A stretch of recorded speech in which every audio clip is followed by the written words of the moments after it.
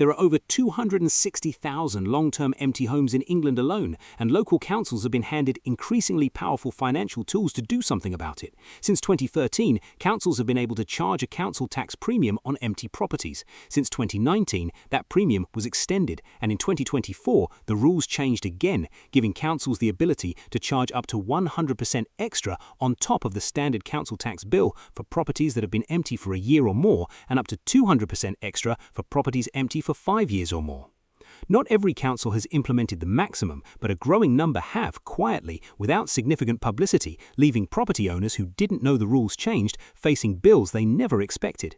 In the next few minutes, I'm going to walk you through how the empty homes premium actually works, which categories of property are caught by it, which are exempt, and exactly what you need to know if you own a property that is currently or is about to become empty.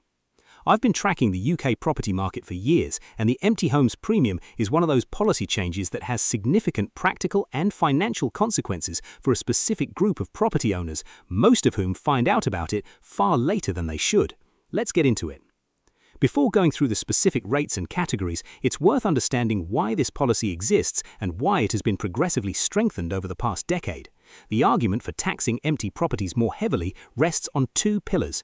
First, that in a country with a chronic housing shortage, properties sitting empty represent a genuine social cost. Homes that could house people or families are being withheld from the market, whether through deliberate choice, investment strategy, or simple neglect. Second, that the council tax system, which is funded by local residents, is subsidized by those residents when a property sits empty, because the empty property contributes nothing to the funding of local services while the surrounding area continues to provide them. The premium is intended both to create a financial incentive for owners to bring properties back into use and to recoup some of the cost that empty properties impose on the local authority. The current rate structure applies in England and works as follows. A property that has been empty and substantially unfurnished for between 1 and 5 years attracts a premium of up to 100%, meaning the owner pays double the standard council tax bill. A property that has been empty for between 5 and 10 years attracts a premium of up to 200%, meaning triple the standard bill. A property that has been empty for 10 years or more attracts a premium of up to 300%, meaning 4 times the standard council tax rate. These are the maximum rates councils are permitted to charge. Crucially, councils set their own rates within these limits, and there is significant variation across local authority areas. Some councils have adopted the full premium, others have adopted partial rates. A small number have not adopted any empty property premium at all. The rate applicable to any specific property depends entirely on which local authority it falls within, which means a property owner with multiple properties in different council areas may face entirely different premium levels on each one, without necessarily being aware of that variation. It's also worth noting that Wales has its own framework, with councils in Wales having the power to charge premiums on both long-term empty properties and on second homes, with some Welsh councils having adopted rates considerably higher than those available in England. Scotland has a different but comparable system. The specific rates and rules discussed in this video apply to England, and owners of properties in Wales or Scotland should verify the applicable rates with their specific local authority.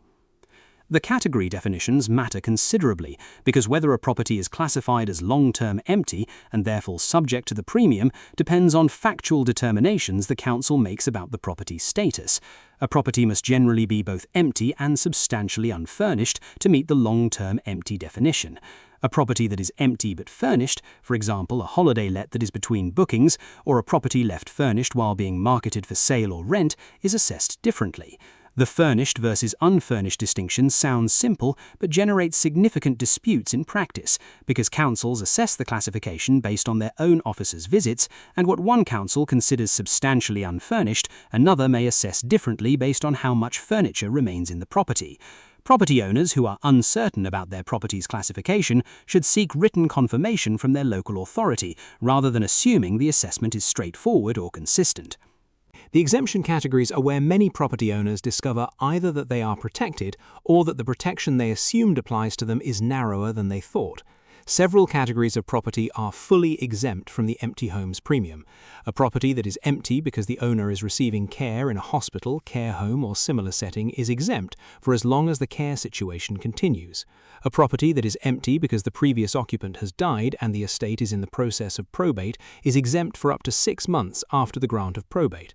A property that is prohibited from occupation by law, for example because of a compulsory purchase order, a planning enforcement notice, or a structural safety prohibition, is exempt. A property that is being actively marketed for sale or rent or undergoing major structural repair or renovation may qualify for a limited period of exemption or reduction, though the conditions and duration of these exemptions vary by council and are not always clearly communicated to property owners in advance. There is also a specific exemption, or more accurately, a class of property to which council tax doesn't apply at all, covering properties that are occupied solely by students or that are purpose-built student accommodation, as well as properties subject to specific statutory conditions. But these categories are narrowly defined and don't provide a general exemption for the broad range of situations where a property owner might assume their empty property is protected from the premium. The probate exemption deserves particular attention because it creates a specific timeline risk for executors and beneficiaries that connects directly to the probate delay crisis covered in an earlier video on this channel. The exemption runs for up to 6 months after the grant of probate is issued, not from the date of death.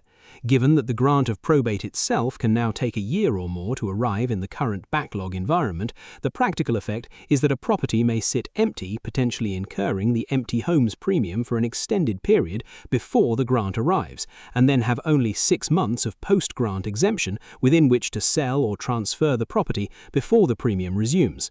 An estate dealing with a slow probate process and a slow property sale can find itself facing premium charges at both ends of the timeline in a way that significantly erodes the estate's value. The structural repair exemption is the one most frequently misunderstood by property owners. A property genuinely undergoing significant structural works may qualify for a reduction or exemption during the works period, but the qualifying criteria are specific. The works must be structural rather than cosmetic, they must be actively in progress rather than planned, and they must make the property uninhabitable rather than simply inconvenient to occupy. A property receiving a new kitchen, a bathroom refurbishment, or a redecoration doesn't qualify.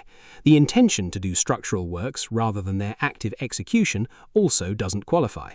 Property owners who plan to renovate before letting or selling need to understand that planning the renovation while the property sits empty may not protect them from the premium, and that starting renovation work promptly is both a practical and a financial priority if premium charges are to be minimized during a renovation vacancy. It's worth being specific about what evidence a council is likely to require if a structural works exemption or reduction is being claimed. Typically, evidence of planning permission or building regulation approval where required, contractor invoices or contracts showing works are actively commissioned, and in some cases photographic evidence that work is actively underway. A property owner who claims the exemption but cannot produce this evidence on request risks having the exemption removed retrospectively. The holiday let question has become increasingly contested as the short-term letting market has grown and as councils have begun tightening the distinction between genuine holiday lets and long-term empty properties being passed off as holiday lets for tax purposes. A property genuinely operating as a furnished holiday let with evidence of active letting, marketing and occupancy is assessed differently from an empty investment property, but councils are increasingly alert to properties claiming furnished holiday let status while generating little or no actual letting income, and the assessment of a property's true status for council tax purposes, including whether any business rates liability applies instead of council tax, is an area of active scrutiny in a growing number of local authority areas. The practical consequence for genuine short-term letting operators is that they need to maintain clear records of actual bookings, occupancy and letting activity, because those records are the primary evidence that distinguishes a legitimate holiday let from a disguised long-term empty property in any council tax reclassification dispute. Now here's what connects all of these details and why this policy has caught so many property owners off guard. The empty homes premium is not a nationally advertised, clearly communicated change that property owners are told about proactively when their property becomes empty. It operates through the existing council tax billing system, which means a property owner who doesn't read their bill carefully or who isn't aware that the rates applicable to their property's status have changed may simply not notice that they're being charged a premium until they look at the actual numbers, by which point months or years of charges may have accumulated. Local councils have no obligation to warn property owners in advance that their property is approaching the threshold at which a premium will apply, and in practice most don't. The first indication many property owners have that they're subject to a premium is the bill itself, which by the time it arrives may already represent a significantly elevated amount. This is made worse by the fact that council tax bills are typically issued annually or in monthly installments, and the premium rate, which may be buried in a line of the bill rather than prominently flagged, is easy to miss for a property owner who isn't specifically looking for it or who has delegated the payment to a managing agent without ensuring the agent is monitoring the rate being charged. Here's what nobody puts together properly. The empty homes premium interacts with other pressures on property owners in ways that create compound costs rather than isolated ones. A landlord who has decided to sell a rental property, covered in an earlier video on this channel, and who expects to have the property vacant between the tenant's departure and the completion of a sale, faces a period where the empty homes premium may apply, even for a relatively short vacancy, depending on whether the property was already counted as empty before the tenant left. An executor managing a property in a delayed probate process faces the interaction of the premium, the post-grant exemption window, and the transaction delays in the property market that may prevent completion within that window. And a property owner who assumed the structural repair exemption applied, but whose works don't meet the council's specific criteria, can face a backdated premium demand that arrives as a genuine surprise.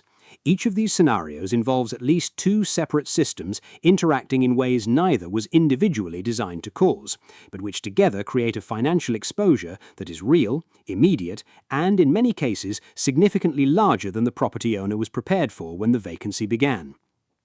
Here's how this plays out for property owners who aren't monitoring this. They own a property that has been empty for longer than they realized, either because they were waiting for a planning permission, managing a probate, or simply between tenants for longer than expected. The council classifies the property as long-term empty, applies the premium, and sends bills that the owner either doesn't review carefully or doesn't connect to the premium rate change.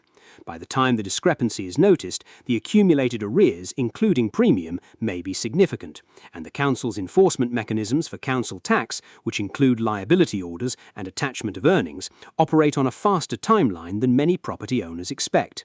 Here's how this plays out for property owners who stay on top of it. They know exactly which category their empty property falls into under their specific local authority's rules.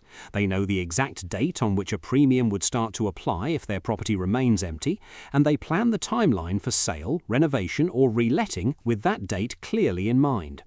Where an exemption applies, they confirm it in writing with their council rather than assuming it applies automatically. And where a premium is unavoidable, they factor it explicitly into the financial cost of the vacancy period when making decisions about pricing, timing, and speed of transaction. If you own a property that is currently empty or is about to become empty, the most important immediate steps are to contact your local council's council tax department directly. Confirm the exact rate structure they've adopted for empty properties in their area.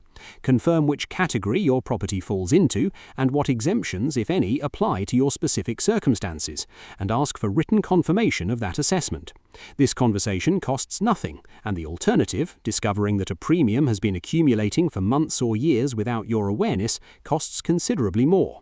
The empty homes premium is being actively used by a growing number of councils as a revenue and policy tool, and the direction of travel toward higher rates and broader application is clear from the legislative trajectory over the past decade. Understanding where your property stands within that system is straightforward once you know the right questions to ask. The alternative, discovering that a premium has been accumulating unnoticed, potentially while a property was genuinely exempt and should have been assessed differently, is both financially damaging and, in retrospect, entirely avoidable with a single phone call made at the right moment rather than after the bill has already arrived.